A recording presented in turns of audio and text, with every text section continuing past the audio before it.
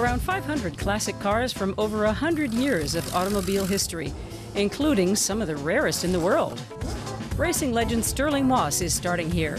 In the 1950s, he won races behind the wheel of a Mercedes Silver Arrow. At age 85, he's still putting the pedal to the metal. It's fun, but you have to be careful because it's so valuable. It's such a special car that having fun normally is really messing around. I wouldn't mess around with it. I show it great respect. Stirling Moss has spent decades in the driver's seat. He was famous for driving a huge variety of cars. He's also a passionate collector of vintage models. When it comes to cars, few can match his knowledge or experience. I can understand why they would improve with age, you know, because they're so special, and the techniques of making them the way they were made are not used. You get different materials now. It's difficult to know how much a particular car is worth. Very difficult. Until you try to sell it, then you know.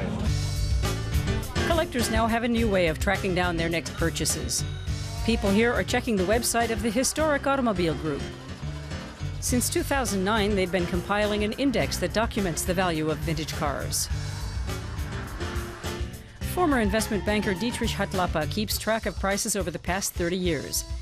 That information then goes into his Hoggy Index. Our main index, the Hoggy Top Index, grew by more than 45% in 1 year. That was 2013. In 2014, it only grew by 15.8%. On average, the market has grown by 16% per year since 1980. That's more than any other.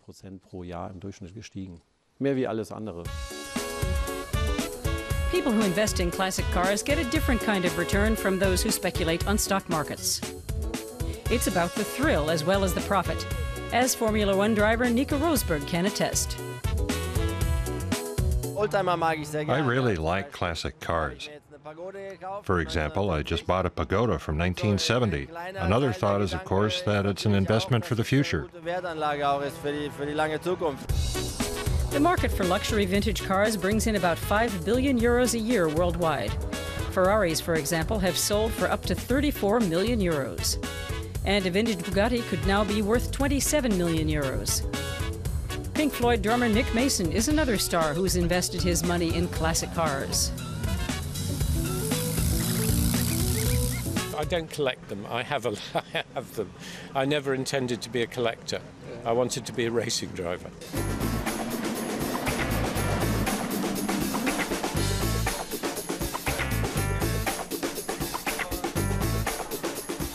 Goodwood also does a brisk trade in racing cars from a bygone era.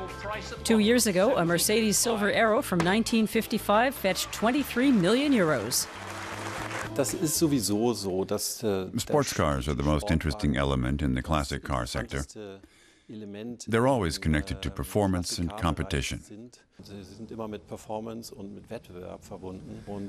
And anyone who's ever driven a car, especially in competitive races, becomes part of its history, and that can triple its value. Nico Rosberg thrilled the crowd by performing a lap in his current Formula One car.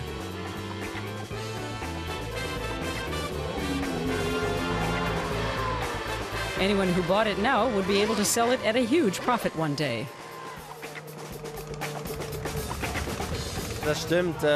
It's true that it's going to be very valuable in the future. But the problem is that when people buy cars from the 60s and 70s, they can jump in, turn on the engine, and drive off. It's different with this car. I don't know how many people you even need to get it going with all the electronics inside. Though demand for classic cars continues to rise, the supply stays pretty much the same. So it's no surprise that every year they become more and more valuable.